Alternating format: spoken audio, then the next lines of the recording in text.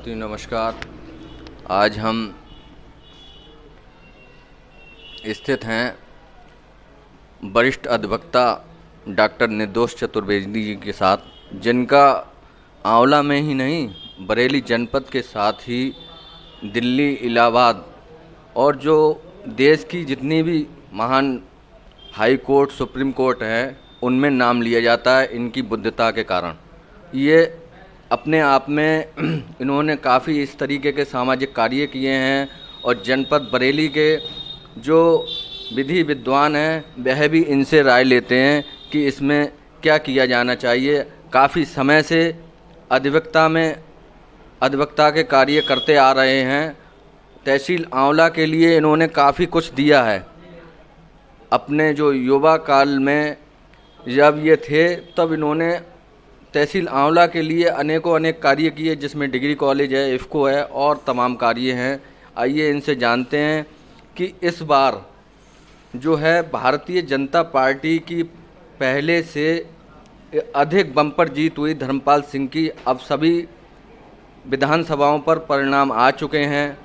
तो इसमें पहले माना जा रहा था कि ब्राह्मण समाज भाजपा से असंतुष्ट है, लेकिन बीच में ऐसा क्या हुआ जो भाजपा के साथ में पूरा ब्राह्मण समाज जुट गया और पंडित आर.के. शर्मा की भी उसमें हार हो गई।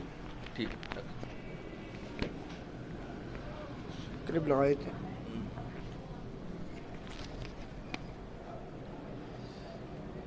मुख्य रूप से आपने जो प्रश्न किया है कि ब्राह्मणों का भाजपा से जुड़ने और न जुड़ने का, तो ब्राह्मणों के संग पार्टी का कोई बैनर और ठप्पा कभी नहीं रहा। ब्राह्मण हमेशा बुद्धिजीवी समुदाय का यहाँ का नागरिक रहा है और उसने जब जब समय आया है तब तब अपनी बुद्धि का प्रयोग करके एक अच्छा जागरूक और कर्मठ और समर्पित कोई भी नेता जनप्रतिनिधि देने का पूरा प्रयास किया। तो मैं समझता हूँ कि सन 71 से लेकर के अब तक जो राजनीतिक पृष्ठभूमि रही है, इस राजनीतिक पृष्ठभूमि में कहीं पर भी ऐसी छाप नहीं है कि ब्राह्मण किसी दल विशेष के साथ रहा हो, और ना ही इस प्रकार का यहाँ पर ऐसा कोई वातावरण है कि जिसमें ये कहा जाए कि ब्राह्मण सामूहिक होकर के एक दल विशेष के संग अपना मतदान करते हैं। इतना ज़रूर है कि इस बीच में यहाँ पर जो जनप्रतिनिधि हैं वो जनसंघ के रहे, कांग्रेस के रहे, भारतीय जनता पार्टी के उसके बाद रहे, बहुजन समाज पार्टी के भी यहाँ पर जनप्रतिनिधि रहे। इन सब में यदि आप वर्तमान की बात करते हैं तो वर्तमान में ब्राह्मणों ने किसको वोट दिया, ये बात चूँकि चुनाव समाप्त हो चुका है इसलिए इसको किसी सीमा रेखा में बांधा नहीं जा सकता। प्रायः एक मानवीय कमजोरी है कि व्यक्ति चुनाव में जीतने के बाद हमेशा जो मतदाता है वो यही कहता है कि हमने तो आपको वोट दिया था, जीतने वाले को वोट दिया था। और आज ये पूछा जाए मतदाता से कि आपने किसे वोट दिया, तो मत व्यक्ति अपना गुप्त रखना चाहता है, तो ये नहीं बता सकता कि मैंने किसको मत अपना दिया है। लेकिन चूँकि फॉलोअर होते हैं, अनुयायी होते हैं और समर्थन देने वाले लोग होते हैं, उनमें आप ये ज़रूर कह सकते हैं कि इस बार जो बहुसंख्यक जो अनुपात अगर जो उसी जनसंख्या और मतदाताओं के अनुसार अगर देखा जाए तो झुकाव भारतीय जनता पार्टी की ओर ब्राह्मण मतदाता का रहा। उसका कारण वर्तमान प्रत्याशी से विरोध बिल्कुल नहीं रहा।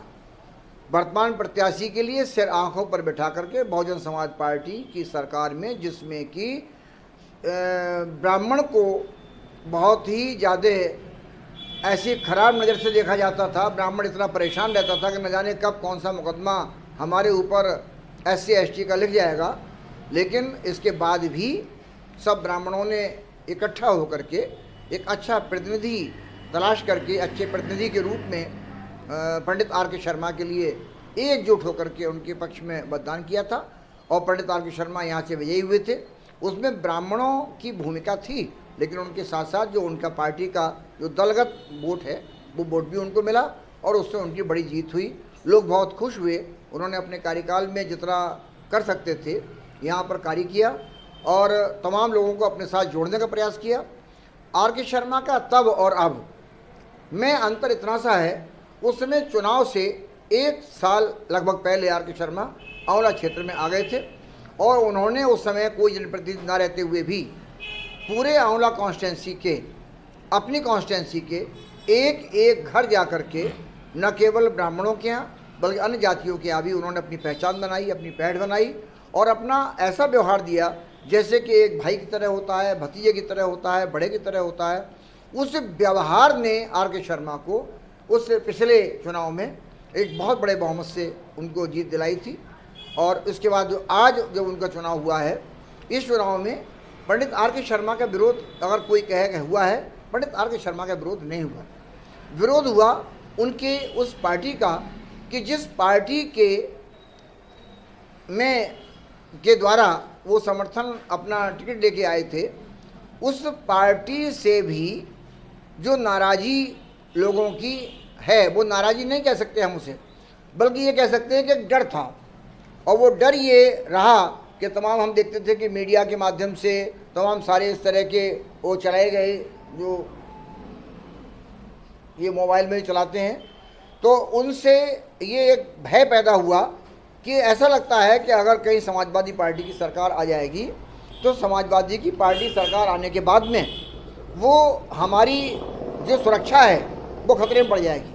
और कहीं कहीं जैसे मैं पूरे देश की बात नहीं कर रहा, मैं अपने क्षेत्र के आसपास की बात कह रहा हूँ कि इतने इतने ख़राब कमेंट, इतने इतने ख़राब किस्म की वीडियो इस मोबाइल में पड़ी जो साक्षात उनको, जैसे हम अभी बोल रहे हैं तो लोग मुझको देख रहे हैं, मैं सुन भी रहे हैं, ऐसे उसमें हमने सुना उनको कि चैलेंज दिया जा रहा है कि थोड़े दिन की बात और हमारी सरकार आने दो, एक एक हिसाब लेंगे। बहुत ज़्यादा ख़राब बात जो मैं अभी कहने जा रहा हूँ वो ये है कि मेरे जैसे व्यक्ति के लिए, जहाँ कि मेरे ऊपर कोई पार्टी का ठप्पा नहीं रहा, मैं किसी दल विशेष का, किसी जाति विशेष का व्यक्ति नहीं हूँ, लेकिन एक बहुत ही ख़राब स्टेटमेंट जो मैंने पढ़ा वो ये पढ़ा कि इसमें जो उन्होंने कहा था कि यदि कोई विरोधी पार्टियों के लोग यदि कोई बात कह रहे हैं तो उसको रख लो।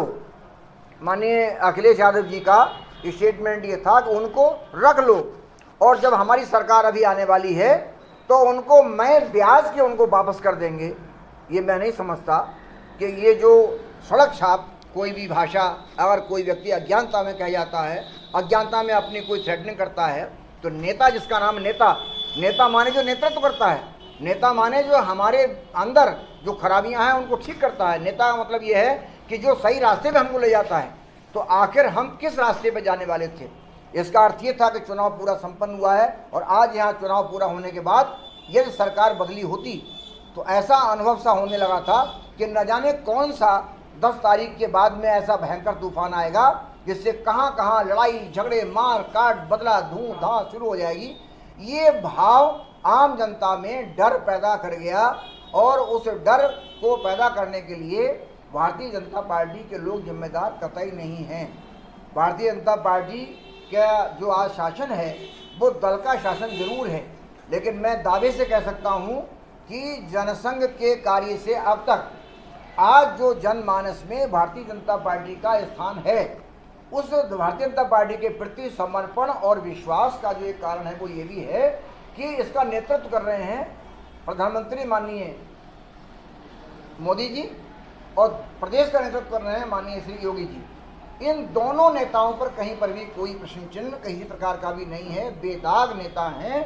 ऐसे समय इनकी जो टीम है जो नहीं है वो भी उतने ज़्यादा बेदाग थे और आज जो हैं इस टीम में वो लोग भी उतने बेदाग हैं।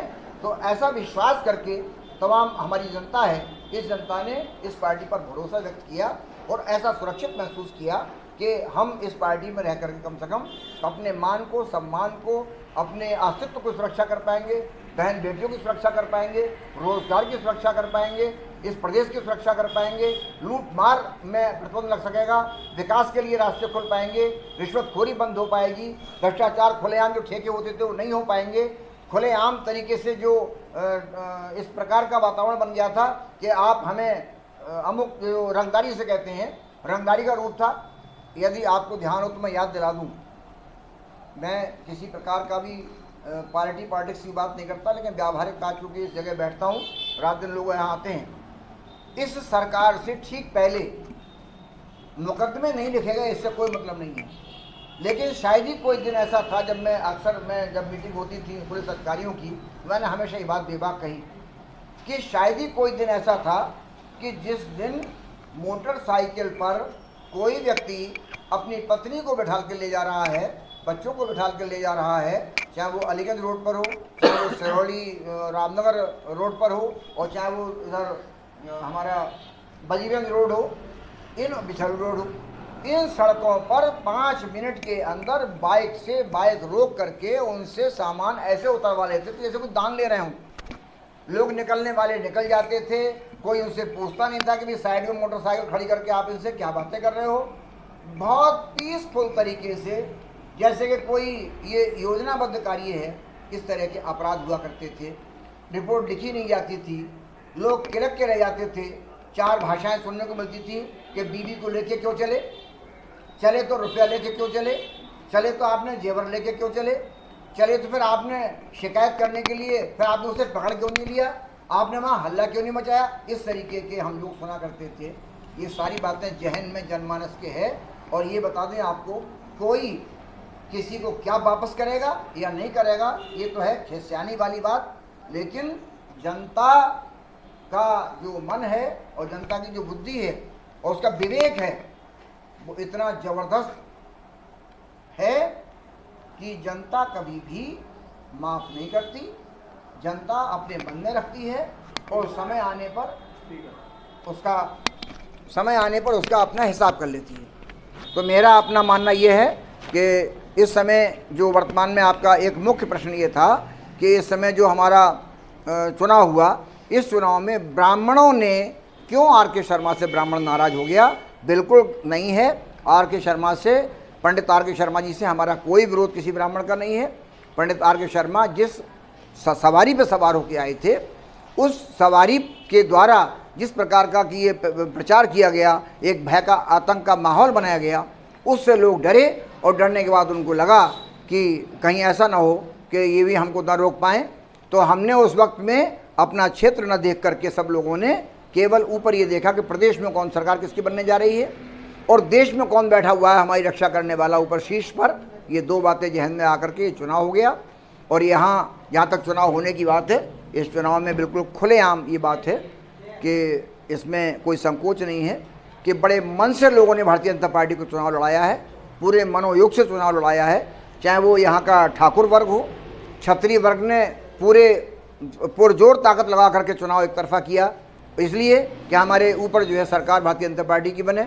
ब्राह्मणों ने भी किया, अन्य जो जातियां हैं, चाहे वो मौर्य हों, चाहे वो कश्यप हों, इन जातियों ने भी पूरी तरीके से समर्थन भारतीय जनता पार्टी को दिया। और उसी का परिणाम ये है कि आज श्री धर्मपाल सिंह जी को 5वीं बार यहाँ से विधायक बनने का मौका मिला है।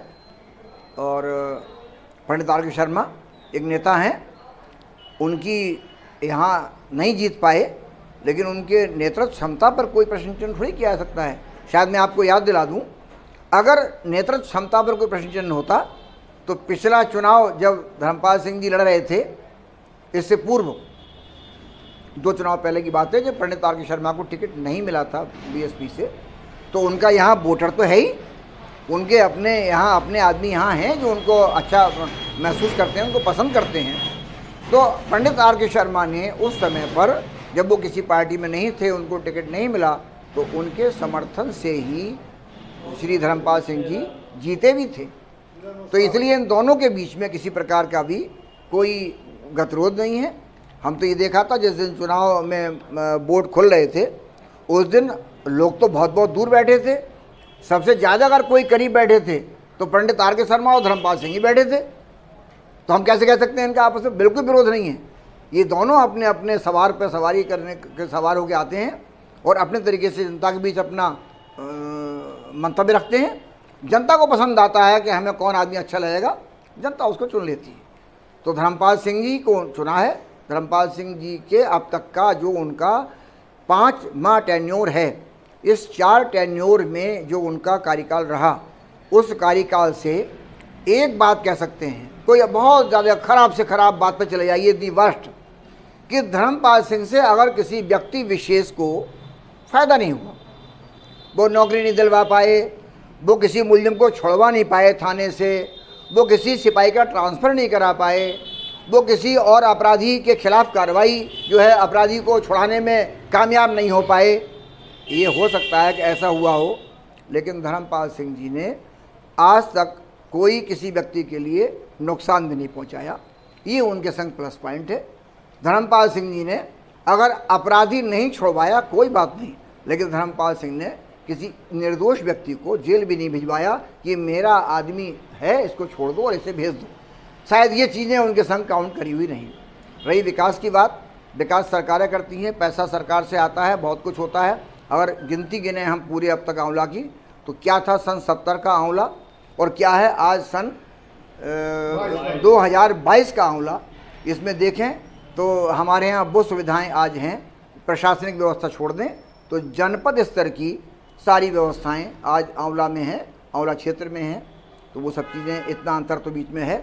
ये विकास के कार्यों में, श्रृंखला में, अब ये अवश्य ये हो सकता है कि हर दरवाजे पर या मोहल्ले में पानी का प्याऊ का लिए नल न लगा हो, लेकिन अगर किसी ने पूरे पानी की गंगा दे दी हो तो उससे आम जनता प्रभावित होगी और नल से थोड़े से लोग प्रभावित होंगे।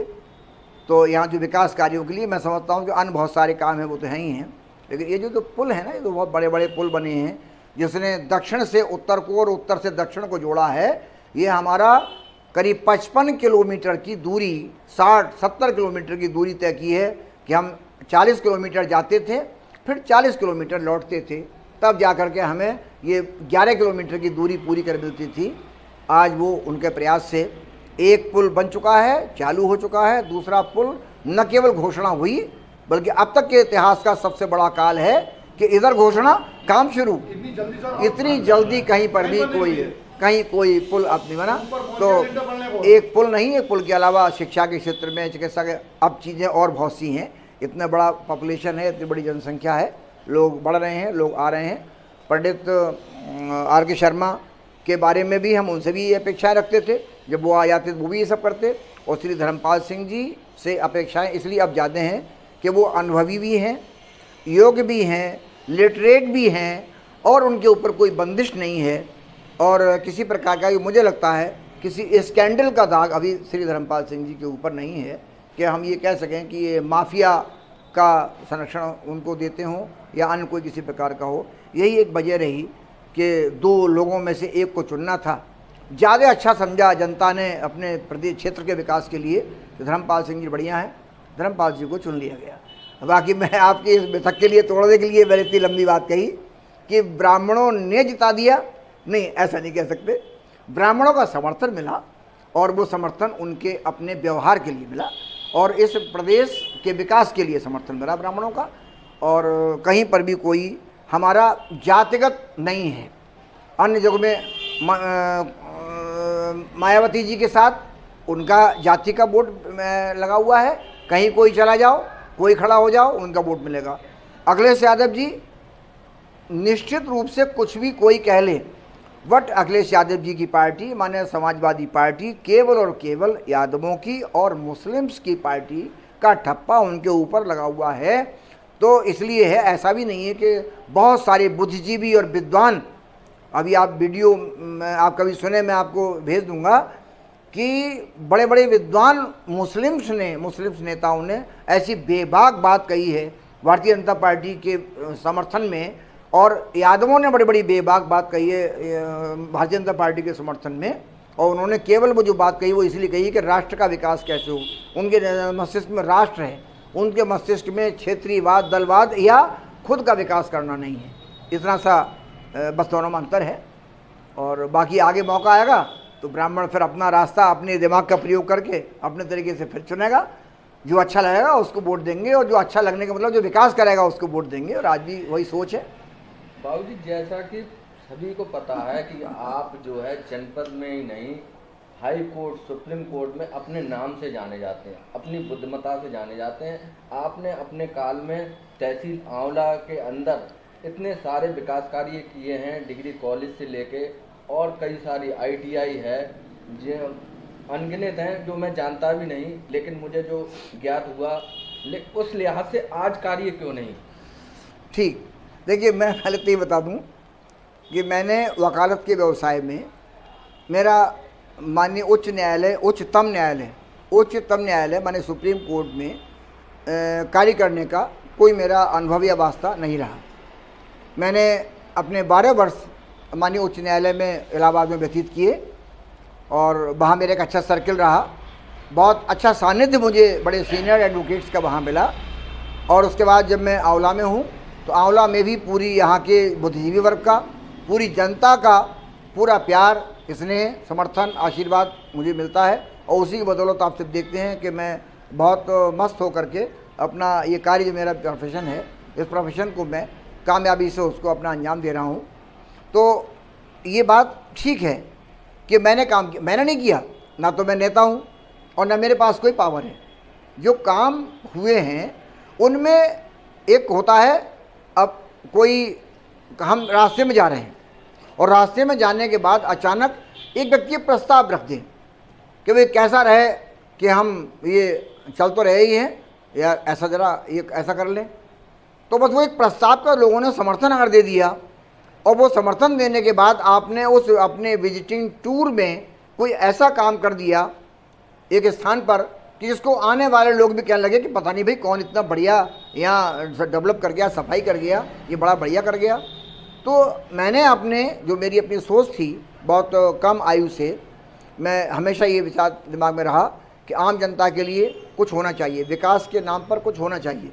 इन बातों को ध्यान में रखते हुए मैंने एक कड़ी के रूप में काम किया। एक चैन बहुत लंबी है, आपने कहा डिग्री कॉलेज, आपने कहा ITI, डिग्री कॉलेज और ITI दी तो सरकार ने है, लेकिन उसमें जो सोच बनी उस सोच में यहाँ पर मेरे अलावा एक बड़ी टीम थी। लोग उनका नाम भी नहीं याद रखते। इफ़को एक बहुत बड़ी यूनिट है, एक बहुत बड़ा देश की एक संस्था नहीं बल्कि ये तो पूरे एशिया की एक बहुत बड़ी ये उद्योग है। तो इसमें इस चापट में, इसको चापट कहते हैं, जहाँ पर 1 किलो गेहूँ कभी किसी ने बीघे में पैदा नहीं किया। इस योजना में किसी ने इसको मस्तिष्क में किसी ने सोचा, किसी ने इसको आगे बढ़ाया। इसमें लोग उनका नाम भूल गए हैं, लोग उनका नाम नहीं लेते हैं। मैं दावे से कह सकता हूँ कि इस सोच को देने वाले अगर यहाँ के 4 युवा थे तो उनमें उस सोच को आगे बढ़ाने वाले माननीय जयपाल सिंह कश्यप जो एडवोकेट हाई कोर्ट थे, ये उनका एक उन्होंने इस मुद्दे पर चापट में हमारे यहाँ इस उद्योग लगाने की बात को आगे बढ़ाया और पुरजोर उन्होंने संसद में रख करके इस बात को आगे बढ़ाया। और उसके बाद जितना उनके द्वारा बढ़ाया गया उनके बाद में वो श्रृंखला आगे चली। माननीय ND तिवारी जी का इसमें पूरी तरीके से योगदान नहीं बल्कि ये कहिए कि ये उन्हीं का सपना है। वो एक विकास पुरुष के रूप में पूरे देश में जाने जाते रहे। आज जो आप देख रहे हैं इफ़को, इस इफ़को में अगर इनिशिएटिव लिया श्री जयपाल सिंह कश्यप जी ने, तो उसके बाद उसको मूर्त रूप दिया श्री नरेंद्र तिवारी जी ने। ND तिवारी साहब की देन है कि उन्होंने किन किन लोगों से तत्कालीन मुख्यमंत्री, तत्कालीन जो केंद्रीय मंत्रीगण थे, उनसे ये सहयोग लेकर के और उनको समझा बुझा करके, उनको अपनी योजना बता करके, उसका लाभ बता करके विकास करने के लिए इसको मूर्त रूप दिया। आज इफ़को खड़ा हुआ है। ITI और जो डिग्री कॉलेज हैं, ये देन भी केवल और केवल सिर्फ और सिर्फ माननीय नरेंद्र तिवारी जी की देन है। हम लोगों में आंवला भर में बच्चियों को पढ़ाने के लिए, बच्चों को पढ़ाने के लिए, गरीब बच्चों को पढ़ाने के लिए डिग्री कॉलेज माने उच्च शिक्षा की कोई व्यवस्था नहीं थी। पुरजोर तरीके से हम लोग जिसके सामने आया ज्ञापन दिया करते थे, डिग्री कॉलेज खुलवा दो, जो भी कोई प्रतिनिधि आए डिग्री कॉलेज खुलवा दो। ये मिशन चलता रहा। इस मिशन में बहुत सारे लोगों ने अपना, यहाँ के जो युवा थे उन्होंने, तत्कालीन युवाओं ने विभिन्न माध्यमों से, विभिन्न मंचों से अपने ज्ञापन दिए, उनसे मुलाकातें की। लेकिन इसको पूरी तरीके से जिस दिन, मैं वो दिन बता रहा हूँ आपके लिए कि जिस दिन इस बीज में हल्का सा अंकुर पैदा हुआ, वो दिन ये था कि पंचायत राज व्यवस्था में पहला मौका था कि जब किसी मुख्यमंत्री ने ये योजना बनाई कि मैं क्षेत्र में खुद जाकर के ब्लॉक लेवल पर जाकर के मैं निरीक्षण करूँगा। तो ब्लॉक लेवल के निरीक्षण में सबसे पहला निरीक्षण उत्तर प्रदेश में माननीय नरेंद्र तिवारी ने रामनगर ब्लॉक में हेलीकॉप्टर उतरा था। तो लोगों को ये लगा खराब हो गया हेलीकॉप्टर, तो उतर गया। लोगों को ये नहीं पता था कि निरीक्षण करने के लिए, विजिट करने के लिए कोई मुख्यमंत्री रामनगर में उतर सकता है। ये बहुत बड़ी बात थी। और उस समय पर आप जैसे बहुत सारे वरिष्ठ पत्रकार भी वहाँ, अमर उजाला और उस समय ये दैनिक जागरण, ये 2-3 अखबार उस समय के थे, वो वहाँ मौजूद थे। बरेली से आई हुई टीम थी, वहाँ उन्होंने अपनी बात की। और उसके बाद जब श्री राकेश मथुरिया जी, जो अमर उजाला के वरिष्ठ पत्रकार हैं, उनकी विकासवादी सोच रही है, चाहे वो इफ्को का मामला हो, चाहे रेलवे स्टेशन का मामला हो, चाहे अन्य बसों चलने का मामला हो, रोडवेज़ का मामला हो, कोई भी विकासवादी सोच का अंकुर अगर किसी ने कहीं पर भी सूत्रपात शुरू किया तो वो व्यक्तित्व है श्री राकेश मथुरिया, जो पर्दे के पीछे हैं, जिनके बारे में लोग कम जानते हैं। लेकिन ये भी बेईमानी होगी कि अगर आज जब आप मुझसे क्वेश्चन कर रहे हैं तो मैं उस चीज़ को न बताऊं, लोगों को जानना चाहिए। श्री राकेश मथुरिया ने बिना किसी लालच के, बिना किसी स्वार्थ के उस तमाम सारे विकासवादी मिशन के लिए आगे बढ़ाया। और उस समय हम लोग जब उसी विजिट में माननीय नरेंद्र तिवारी जी यहाँ पर आए थे, उनके सामने रखा गया, उन्होंने समय दिया कि कल सवेरे आप आके इफ्को मिलिए। इफ्को में मैं और राकेश मथुरिया जी दोनों वहाँ पहुँचे। सबसे पहले उन्होंने हमको समय दिया। जब उनसे रखा गया कि बताओ प्रॉब्लम क्या है, तो हमने वो ज्ञापन उनको दिया कि साहब डिग्री कॉलेज की बड़ी परेशानी है और यहाँ डिग्री कॉलेज खुलवा दें आप तो बड़ी कृपा हो जाएगी। तो उनका तपाक से एक उत्तर था तिवारी जी का कि डिग्री कॉलेज आप लोग क्यों मांगते हो? डिग्री कॉलेज से पढ़ाने लिखाने के बाद में बच्चे कहाँ मारे मारे फिरेंगे, आप ITI क्यों नहीं मांग रहे हो जिससे रोज़गार मिले? जितना मेरा अपना ज्ञान था, चूँकि वो अपने राजनीतिक जीवन में माननीय नरेंद्र तिवारी का सबसे पहला विधायक बनने के बाद में जो मंत्रिमंडल का में स्थान मिला था, वो श्रम और सेवा योजन मंत्री वो उनको बनाया गया था। तो उनकी विकासवादी सोच वहीं शुरू हुई कि युवा को रोज़गार देने के लिए उसको तकनीकी एजुकेशन का दिया जाना आवश्यक है। और इत्तेफाक से उनके पहले जो कार्यक्रम था उनके मंत्री बनने का, तो उसका संचालन करने का मौका मुझे मिला, क्योंकि मैं ITI हल्द्वानी में उस समय हुआ करता था। तो वो बात जब उनके सामने रखी तो मैंने कहा उसमें खर्चे ज़्यादा है। तो उनका एक ही उत्तर था, क्या रुपया आपको देना है, रुपया सरकार को देना है? फिर हम दोनों, राकेश मथुरिया जी ने कहा सर ये तो आपकी बड़ी कृपा हो जाएगी। उनका ये हमारे सौभाग्य आंवला का, हमारे युवाओं का सौभाग्य, हमारे बच्चों का, अभिभावकों का सौभाग्य कि तिवारी जी ने फिर हंसते हुए कहा, अच्छा चलिए मथुरिया जी, हम आपको डिग्री कॉलेज भी दे रहे हैं और ITI भी दे रहे हैं, लेकिन शर्त ये है कि उसका जो घोषणा है वो हम प्रधानमंत्री जी से ही कराएंगे। बस वो हो गया। वहाँ से यहाँ कार्यक्रम हुआ, ND तिवारी जी ने ITI घोषणा की, टोकन ग्रांट तुरंत मिली। हमने प्राइवेट जगह यहाँ तलाश करके उस प्राइवेट इंस्टीट्यूशन में ITI खुलवा दी गई। आज उसका विशाल भवन, सरकारी भवन बना हुआ है, ITI चल रही है। ये अलग बात है, अनेक व्यवस्थाओं के चलते हुए वहाँ पर इंस्ट्रक्टर्स की और सब चीज़ों के संसाधनों का अभाव है, बट सरकारी ITI चल रही है। और उसी क्रम में हमारे यहाँ डिग्री कॉलेज की भी घोषणा हो गई। तो इस डिग्री कॉलेज का नाम पहले doctor Ram Manohar Lohia degree college नहीं हुआ करता था। इसका नाम पहले जवाहरलाल नेहरू के नाम पर रखा गया और वही उसका शिलापट पर लिखा गया। लेकिन चूँकि सरकार माननीय मुलायम सिंह यादव की जब आ गई तो उनके द्वारा इसमें गति दी गई। इसमें कहने में परहेज नहीं होना चाहिए। जो हमारी बड़ी ग्रांट यहाँ पर आई इसको चलाने के लिए, बिल्डिंग बनने के लिए, कि इस समय जो नॉर्मल स्कूल था उसमें जो कमरे हमारे पास 7-8 थे, उनमें उसको शुरू कर दिया गया डिग्री कॉलेज के लिए। और बाद में जब ग्रांट आई तो उसका नामकरण डॉक्टर राम मनोहर लोहिया के नाम से किया गया। आज एक विशाल डिग्री कॉलेज जिसमें PG कक्षाएँ चलती हैं, ये आंवला के लिए बड़ी उपलब्धि की चीज़ें हैं। लोग कौन जानता है कि यहाँ पर सरकारी गवर्नमेंट डिग्री कॉलेज का होना, गवर्नमेंट PG कॉलेज का होना, जिसमें हमारी एक रिक्शा पुलर और एक मजदूर पत्थर तोड़ने वाले से लेकर के और बड़े बड़े सेठों की बेटियां और बच्चे आज यहाँ पर पढ़ रहे हैं, किसी को पता ही नहीं है। पता हमें तब लगता था कि हमारी बच्चियाँ पढ़ ही नहीं पाती थी। इंटरमीडिएट करने के बाद में लड़कियाँ बैठ जाती थी, लड़के बैठ जाते थे, किराए के पैसे नहीं होते थे, बरेली भेज नहीं सकते थे। आज वहाँ पर डिग्री कॉलेज भी चल रहा है, शानदार डिग्री कॉलेज चल रहा है, शानदार ITI चल रही है, ये भी उन्हीं की देन है। रोडवेज यहाँ चली, रोडवेज के विषय में शायद कम लोग जानते हैं। रोडवेज के विषय में लंबे समय हस्ताक्षर अभियान, पोस्ट कार्ड अभियान चलता रहा। फिर जो प्राइवेट एसोसिएशन हैं, इन्होंने स्टे ले रखे थे, ये स्टे सिविल कोर्ट में चल रहे थे, हाई कोर्ट में भी स्टे थे। मैं जब यहाँ वकालत में आया तो मेरे सामने वो चीज़ें आई, रखी गई। तो चूँकि इससे पहले मैं उसमें शामिल था उन सारे आंदोलनों में, तो वो चीज़ जब रखी गई तो हमने उसका जिम्मा लिया और जिम्मा लेकर के बातचीत हुई, स्टे खारिज हुआ। और आज दिन में स्टे खारिज हुआ बरेली से, और रात के 12 बजे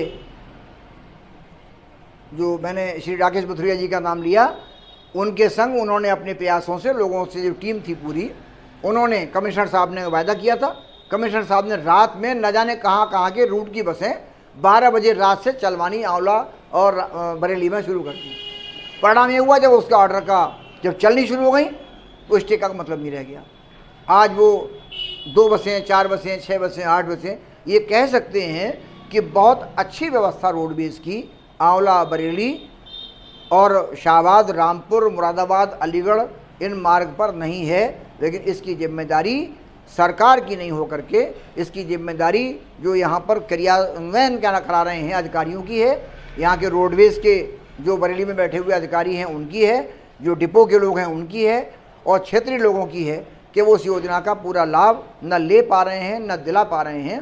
बहरहाल रोडवेज आज चल रही है, अगर उस पर जरा सा भी ध्यान दिया जाए तो बहुत बड़ा लाभ रोडवेज़ का हमारी आम जनता के लिए जितना मिल रहा है उससे कई गुना ज़्यादा मिल सकता है। ये सब इन कार्यों को क्या विकास कार्यों में नहीं माना जा सकता? कभी माननीय धर्मपाल सिंह जी ने मना तो नहीं किया कि भाई नहीं मैंने दरख्वास्त नहीं दी है, आप ये मत खोलना।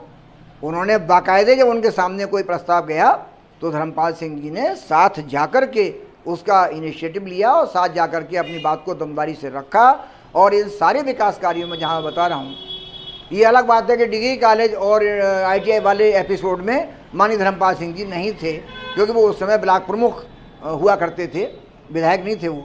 लेकिन उसके बाद वाले जो काम हुए हैं, आज वो जो मैंने बताया कि पंचायत व्यवस्था में माननीय राजीव गांधी जी ने इसको सोचा, इसका क्रियान्वयन किया, ND तिवारी ने आकर के इसको लागू किया। आज कोई गांव ऐसा नहीं है आज़ादी के बाद कहीं छोटा गौठिया कि जिस गौठिया के अंदर सड़कें अंदर गांव के अंदर पड़ी हुई नहीं है, कहीं CC रोड है तो कोई इंटरलॉक खरंजा है, कोई वैसा खरंजा है।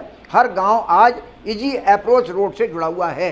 हमने अपने पीरियड में अपने तहसील के 450 गाँव में शायद एक गांव का नाम याद नहीं है जिस गांव के अंदर आदमी बैल जोड़ करके लड़ू एक बार में रास्ते में से निकाल के ले जाए। कम से कम 2-2 फीट अंदर कीचड़ हुआ करती थी, बड़े बड़े अच्छे बैल कांप जाते थे। हम लोग अपने चप्पलें उतार के और जूते उतार करके अपने घरों पहुंचते थे, दरवाजे पर कीचड़ हुआ करती थी। आज कहीं पर भी आप कोई बड़ा से बढ़िया और शानदार गाड़ी लेकर के हर दरवाजे पहुंचिए, ये सब उपलब्धियाँ ही हैं। धीरे धीरे चीज़ों को पता लगता है। एक बच्चे के जन्म लेने के बाद में 30 बरस का समय हिसाब लगाएं, 30 साल का समय जब हो जाता है तब उस दिखता है अरे इतना बड़ा हो गया बच्चा, हो क्या माल है भाई, बहुत बढ़िया, IAS हो गया, IPS हो गया, इंजीनियर हो गया, डॉक्टर हो गया।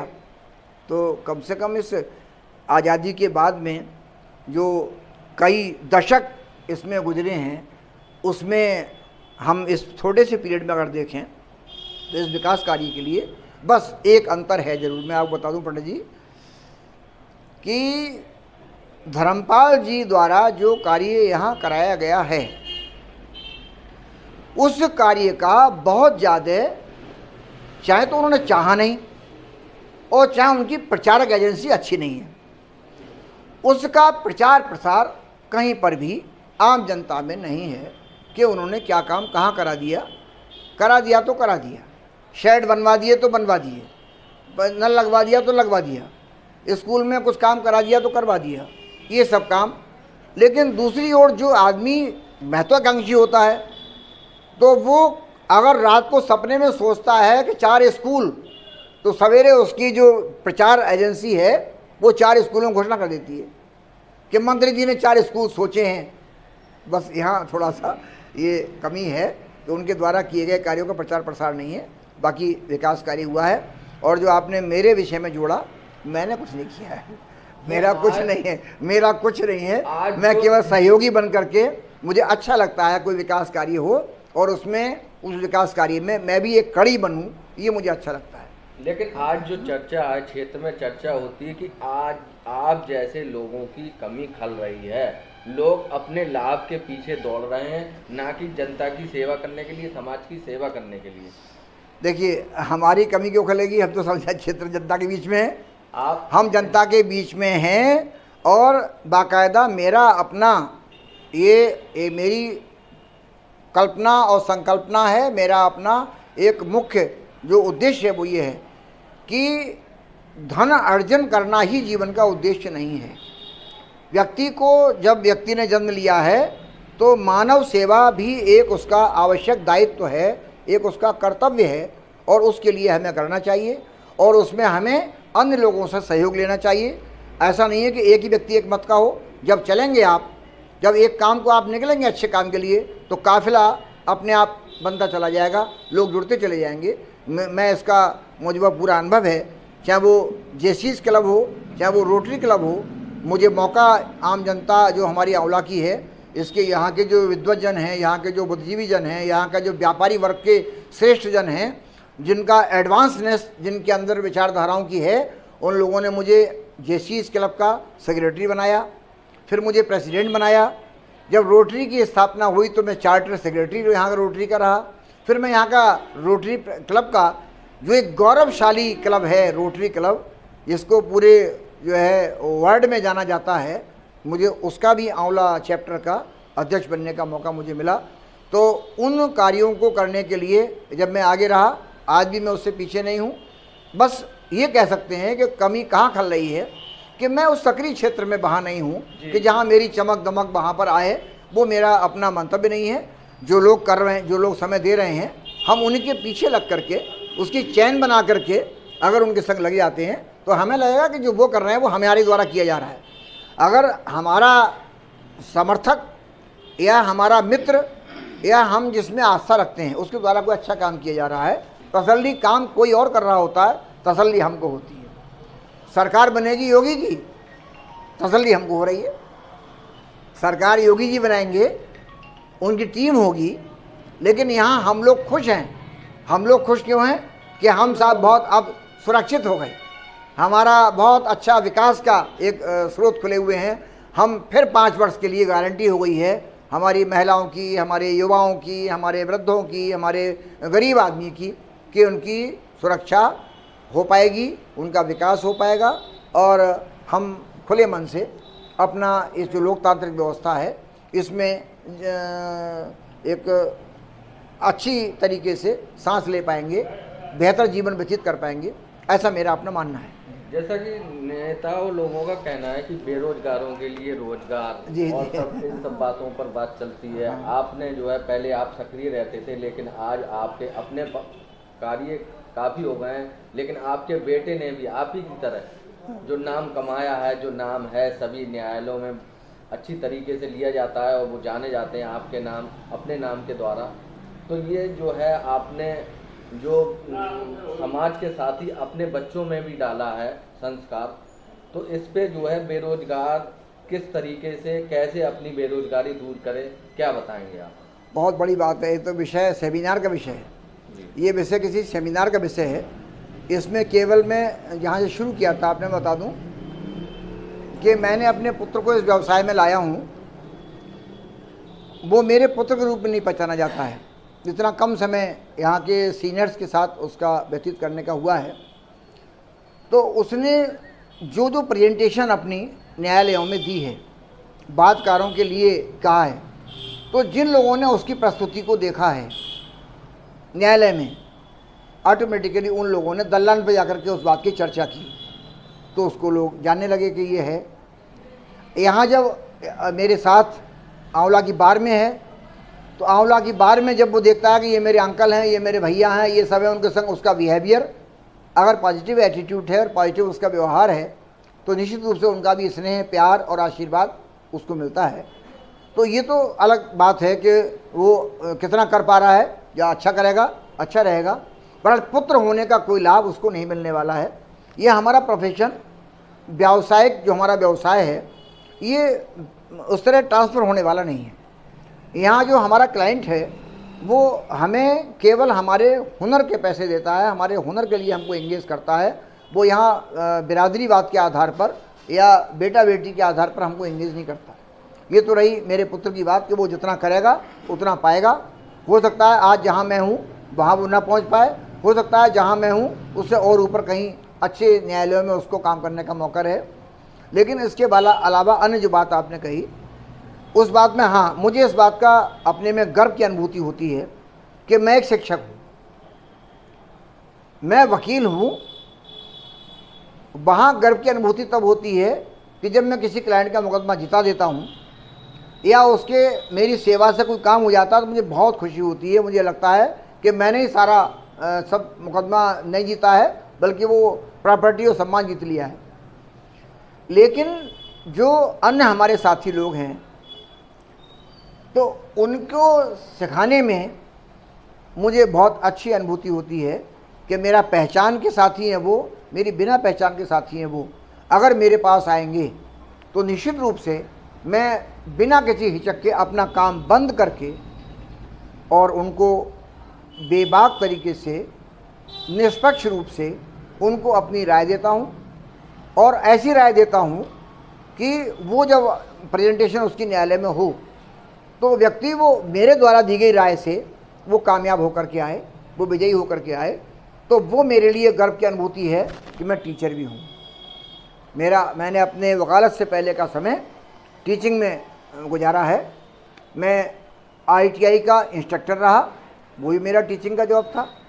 उसके बाद मैं आंवला के कई आज जो बड़े विद्यालय हैं उनमें प्रधानाचार्य रहा हूँ। तो उसमें मुझे शिक्षक होने में गर्व की अनुभूति है, क्योंकि मैंने एक हायर सेकेंडरी स्कूल के शिक्षक से अपना कैरियर जो है शिक्षक वाला शुरू किया। उससे पहले मैं 2 नौकरियां छोड़ करके आया था। ITI में इंस्ट्रक्टर था, वो भी एक शिक्षक की नौकरी थी।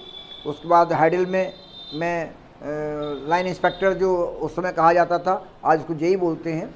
लेकिन उनमें सबसे ज़्यादा जो मेरे लिए आत्मसंतुष्टि देने वाला पद था वो था शिक्षक। और आज भी मैं अपने लिए शिक्षक होने में गर्व की अनुभूति महसूस करता हूँ कि अगर मेरे साथी, आज मुझे जब बच्चों के बीच जाता हूँ, चाहे कितना भी मेरा दिन पूरा ख़राब हो जाए, लेकिन अगर डिग्री कॉलेज से आसपास के जो कॉलेजेस हैं वो मुझे बुलाते हैं और मैं वहाँ सिर्फ जाता ही इसलिए हूँ कि बच्चों के बीच जा कर के मैं उनको इतिहास, भूगोल, गणित, बीजगणित ये तमाम चीज़ न पढ़ा पाऊँ, तो कम से कम संस्कार की बातें जो हमने पूरे जीवन में सीख रखी हैं, अगर हम वो अनुभव भी उनके अंदर डाल देते हैं और 4 से वो बातें जो हमारे टीचर्स के मतलब की हैं, जो कि मुझसे छोटे होते हैं उम्र में, सारे टीचर जहाँ जहाँ जाता हूँ मैं, चाहे वो लेक्चरर हैं चाहे प्रोफेसर हैं, मुझसे उम्र में छोटे होंगे, तो उनको भी मैं बातों बातों में वो चीज़ें बताना चाहता हूँ कि उनकी जिम्मेदारियाँ एक टीचर के नाते क्या हैं, एक प्रिंसिपल के नाते क्या हैं। ये उसमें मुझे अच्छा लगता है। और आज हमारे यहाँ जो मेरे वकील साथी हैं, जो जूनियर्स हैं, वो मेरे लिए बच्चे की तरह हैं। आज वो यहाँ बहुत बढ़िया काम करेंगे, तो अपने परिवार का तो पालन करेंगे, बट एक मजबूत बार एसोसिएशन के रूप में आंवला के लिए एक बहुत बड़ी टीम हमारे लिए वकीलों की मिलेगी। तो ऐसा कुछ करके मुझे बड़ी आत्मसंतुष्टि होती है। इसमें बहुत संतुष्ट हूँ कि मैं वकील बाद में हूँ, एक शिक्षक पहले हूँ।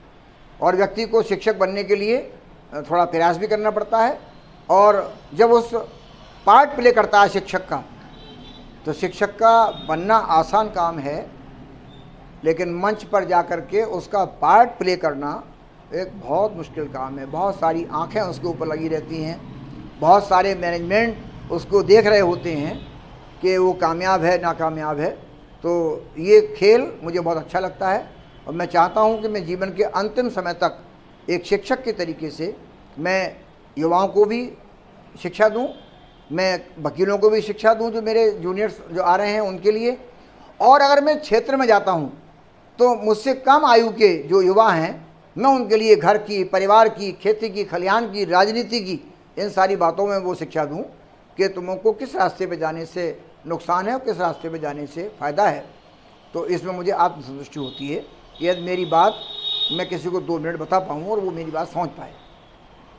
बहुत बहुत धन्यवाद इतना समय देने के लिए। हमारे लिए ये थे बहुत ही प्रसिद्ध अधिवक्ता डॉक्टर निर्दोष चतुर्वेदी जी, जिनका चहुं ओर नाम लिया जाता है, उत्तर प्रदेश में ही नहीं और हमारी राजधानी दिल्ली में भी इनका नाम ख्याति प्राप्त है। धन्यवाद साथियों, फिर इनके साथ किसी दिन और विषय पर चर्चा होगी। धन्यवाद।